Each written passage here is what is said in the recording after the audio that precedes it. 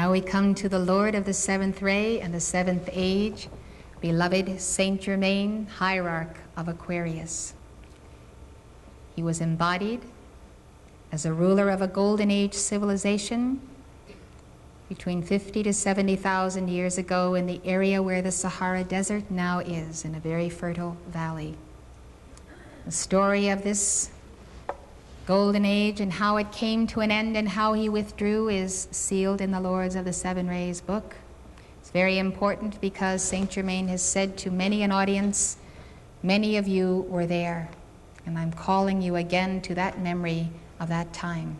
He held a great banquet at the conclusion of the time when the masters could serve with the people, and he gave a crystal goblet, a crystal chalice of light, that all who attended that banquet would never, ever forget their God source or their I Am presence.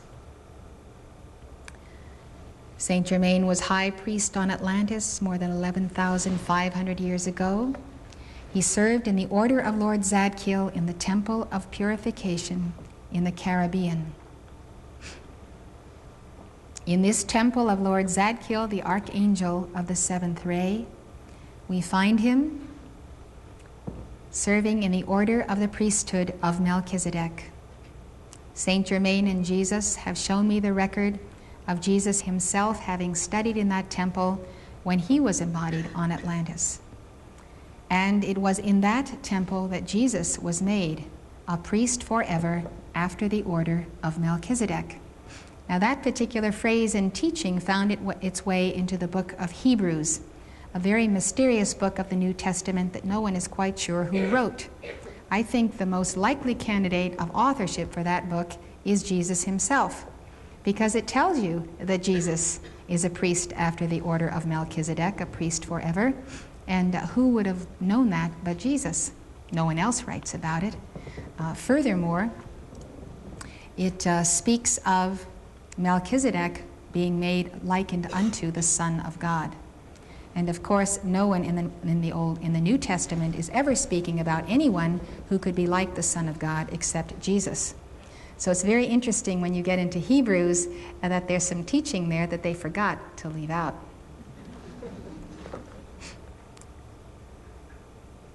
It was a very moving moment in my life when I saw the Akashic records of the Archangel of the Seventh Ray actually in ceremony according that level of priesthood upon both Saint Germain and Jesus Christ. He was the prophet Samuel in the 11th century BC in Israel. He gave the teaching to Saul, obedience is better than sacrifice, and he also anointed David king. He was Saint Joseph in the 1st century AD in Nazareth. He was Saint Alban, the late 3rd or early 4th century, the first British martyr. He was a Roman soldier at that time living in Britain who sheltered a fugitive priest. He became a devout convert and was put to death for disguising himself as the priest in order to save the priest. Saint Germain was the master teacher of Proclus around 410-485 Athens. Proclus was the last major Greek Neoplatonic philosopher. He was the head of the Platonic Academy. His works cover philosophy, astronomy, mathematics, and grammar. He was Merlin, the great alchemist, seer, prophet, counselor at the court of Arthur. He was Roger Bacon, about 1220 to 1292 in England. Roger Bacon was a philosopher, educational reformer, and experimental scientist. He was the forerunner of modern science, renowned for exhaustive investigations into alchemy, optics, mathematics, and languages. George Kunz called him the most gifted man of the 13th century. He joined the Order of Franciscans to pursue his investigations, and he was brutally persecuted by them for his scientific beliefs. One of his most important embodiments was as Christopher Columbus, 1451 to 1506. and he was Francis Bacon, 1561 to 1626. He was the true author of the Shakespearean plays, and there is a cipher embedded in their first editions which proves this fact. He was the father of inductive science and the herald of scientific revolution and the lawful heir to the throne of England. You can read about the exciting life of Francis Bacon, this cipher, and how he was born to the Virgin Queen and Lord Leicester, and forever thereafter denied by his mother and never given the opportunity to wear the crown. He left that embodiment and became the Count Saint Germain, the Wonder Man of Europe.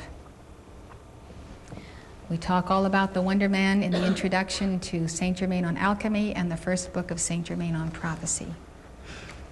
He was admired throughout the courts of Europe for his adeptship, including removing the flaws in diamonds and other precious stones. He was seen to bilocate and to dissolve his form at will. At this point, he really was an ascended master who had a dispensation to physically appear over a century and a half. He is recorded by many people, including the diaries of Datamar, as performing all these feats. I quote amply from all of these sources to authenticate that he actually did these things or was said to have done them. Voltaire called him the man who never dies and knows everything. He worked behind the scenes to create a United States of Europe and forestall the bloodbath of the French Revolution. His counsel was ignored. In a final attempt to unite Europe, Saint Germain backed Napoleon, who misused the master's power to his own demise. Saint Germain then turned to the New World, and as he had already been working with America since its founding, he stood by George Washington throughout the Revolution, called for the signing of the Declaration of Independence, and directed the writing of the Constitution. He anointed George Washington as the first president. So now we're going to look at this master whose chakra is the seat of the soul. He comes to awaken our souls in the sign of Aquarius. His retreat is in Transylvania in Romania, as well as in Table Mountain in Wyoming, but he uses the Royal Teton Retreat for his training. At his University of the Spirit, you are prepared to receive the gift of prophecy and the gift of the working of miracles. Saint Germain uses the diamond with the amethyst and the aquamarine. The name amethyst comes from amethystos, the Greek for not drunken. The ancients believed it quelled any kind of passion, appetites, desires of the body, preserved chastity, controlled the emotions, imparted dignity, love, compassion, and hope. That amethyst crystal you see is amethyst quartz, and of course there is a more refined amethyst that is of gemstone quality. The Hebrew belief is that it could induce dreams and visions. Casey says it makes the body more sensitive to spiritual influences, higher vibrations, and healing forces.